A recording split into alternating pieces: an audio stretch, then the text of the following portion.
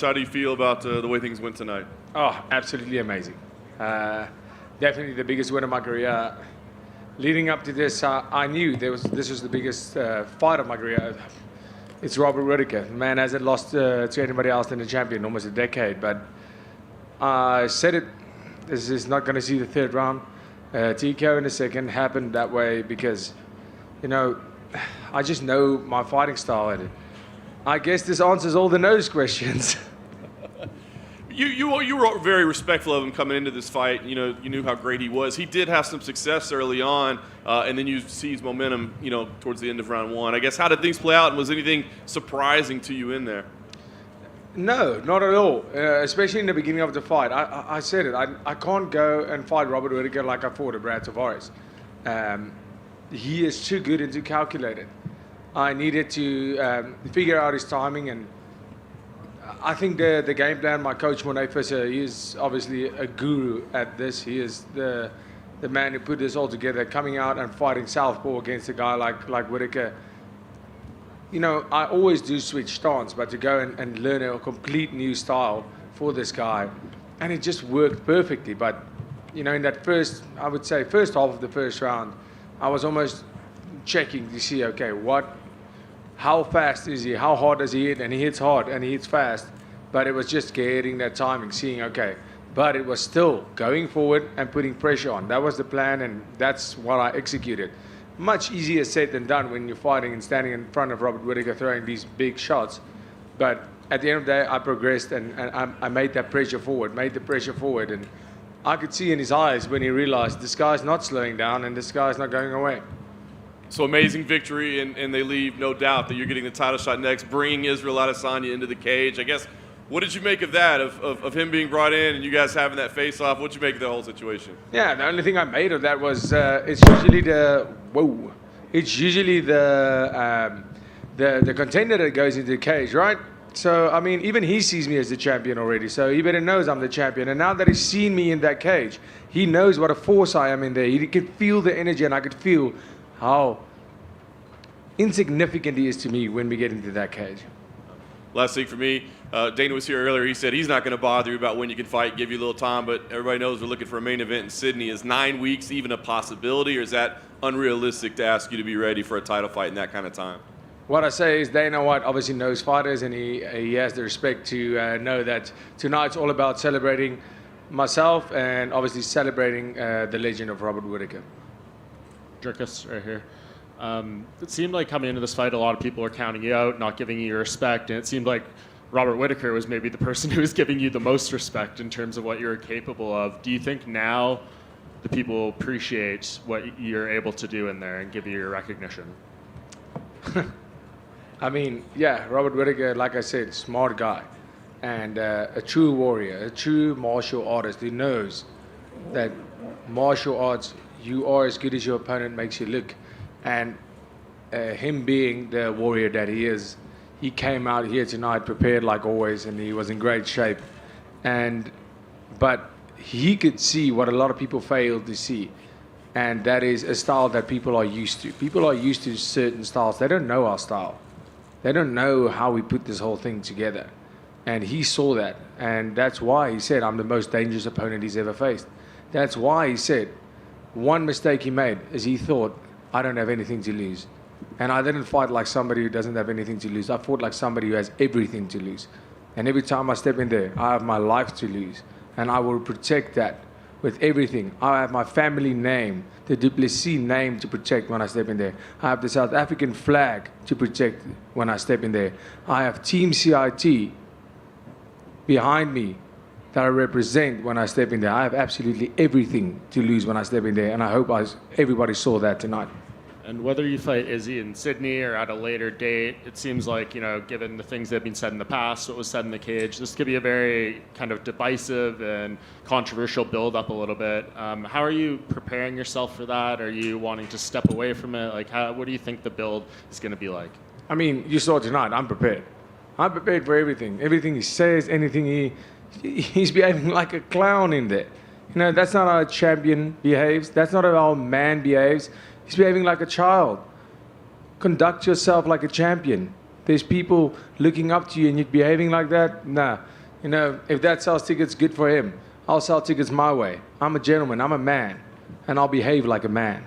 When you do get in the octagon with him, how do you think this fight goes? How do you beat him? I'll knock him out just like I did tonight. You know, if not, we saw his fight with Alex Pereira. If I get him to the floor, it is not even a fight. It's not even a fight. If I just get my hands on him, it's not even a fight. I will manhandle him. I've done it before and I'll do it again. And, you know, as far as the striking goes, let's take that out of the question. You are as good as your last performance. What did his last performance look like against Whittaker? Yeah, he beat him. It was a close fight. What did my last performance against Whittaker look like? So right now, that's how I plan on beating him. The same way I beat Whittaker tonight, by implementing the game plan and sticking to my style and doing what we do best. Listening to my coaches, listening to the great Mornay Visser, the great teammates I have at CIT, a small gym in South Africa, coming up with game plans with this awkward style, this style that looks completely wrong to so many people. I'm the number 1 contender in the world right now, so it's time to put some respect on that. Dricus, over here. Congrats on the win. Very impressive performance. Thanks, you obviously had the surgery as well, sort of leading into this. How much different did you feel in there? Because you looked really awesome just from the get-go. Oh, thank you. I felt incredible. You know, I didn't want to speak on the fact too much before the fight because, you know, that's a kind of pressure that is a little bit out of somebody's control, I feel, to handle, because I can look at my fights previously and I know, I'm like, yeah, my opponents are tired too. Look, they are tired too, but I look at the fights and I'm like, for the amount of work, and I know for the amount of work that I'm putting in, I'm not supposed to be this tired. I'm not supposed to be this tired, and this made such a difference. I felt incredible out there tonight. I didn't feel a little bit tired. I felt great. And the pace wasn't low. It was a great pace, and I could see my opponent slowing down when I was just starting to get going. I could see in his eyes, in his body language, everything that I needed to, and I felt invincible in there, and it felt great. It made all the difference in the world. And Cameron Simon winning earlier on the card, I know it was the case on the last event as well. How much does that help you going into the fight? Just like, you know, it's like a team mentality sort of going on this card with him winning impressively. How much did that give you like a little bit of a boost going into that fight? Absolutely, and of course the mighty Springboks beating the Aussies, the Wallabies in the rugby. It was 47-12. What an obliteration! And that was the first inspiration I got. That was the first little boost I got. You know, my countrymen can do it, I can do it.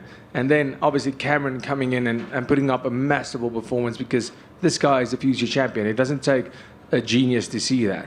And you know, I'm so proud of him, and we are incredibly proud to represent the flag, the South African flag, and come over here and put up these performances once again as a duo and as a team. And it made the absolute world. And last one for me, just kind of looking ahead a little bit here. If they do end up making you and Izzy, do you think Sean Strickland would be a rightful backup in that situation if something happened? Yeah, maybe.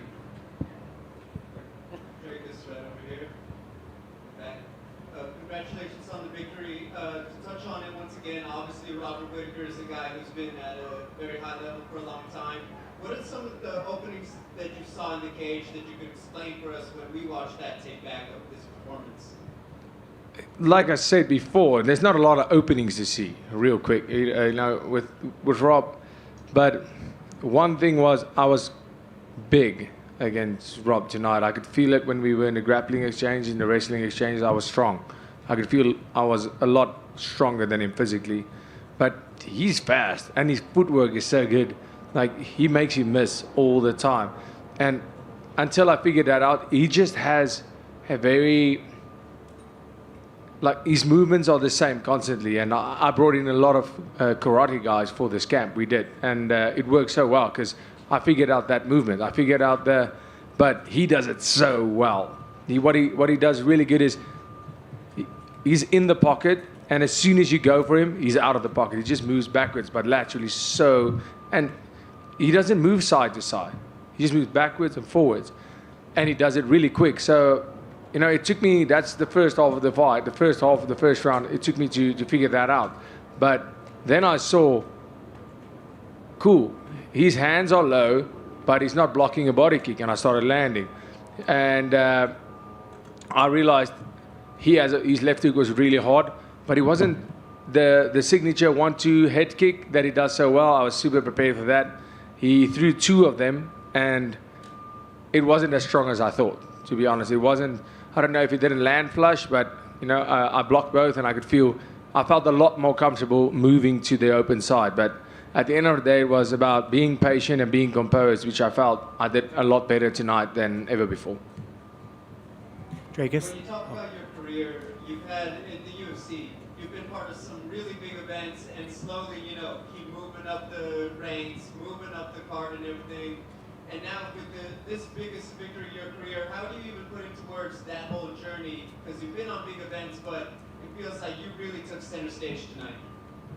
Well, thank you. When you're fighting a future Hall of Famer, and a guy, if you're in the pound-for-pound rankings and not even having a belt, that has to say something. And like Whittaker tonight was the fan favorite, and he was the betting favorite by far, and rightfully so. I stick by that. And I said it before this fight. This is where I take that torch. This is where I become the favorite. This is where I become the guy who doesn't lose. And it was a massive honor to share the cage with him tonight, and to do myself, my family, my team, and my people proud, and go out here and the UFC. They Dana, Hunter, Mick, all these guys that are giving us these opportunities. It's amazing. They made this fight, and a lot of people were criticizing them for making this fight. They just said, this is a dumb fight to make the easy fight. And this is the fight we wanted to have. This is the fight when they asked us if we would take this fight, I was excited because I knew this is what's going to happen tonight. I knew we were going to steal the show, and we did. Because you have 2 incredible warriors going out there and leaving everything on the line in there, and it was amazing. Cameron finally got a victory, no fouls. Can we finally get him to talk golf? Yeah, we'll talk about that. We'll see. Let's go have some beers first. Dricus, is it safe to say fixed nose Dricus is a mythical fighter now? Hated that question leading up to the fight. Absolutely love it now, and yes. Dricus back here. So it's been nearly 5 years since you've lost a fight. Confidence-wise, where are you at, and how does that feel knowing that it's been that long since you've suffered a defeat? It's interesting. I don't think about losing, and I haven't looked at that. This now that you've mentioned it, it's the first time. Looking back at my losses, they've all been extremely good to me.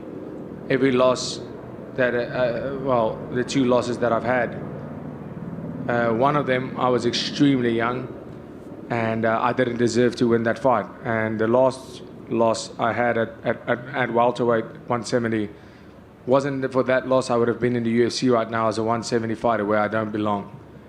And that was one of the best things to ever happen to me. So, I feel as a fighter, you have to, some stage in your career, feel loss, feel what it feels like to lose, to really appreciate that win. And now I felt it. No need to feel any more losses now.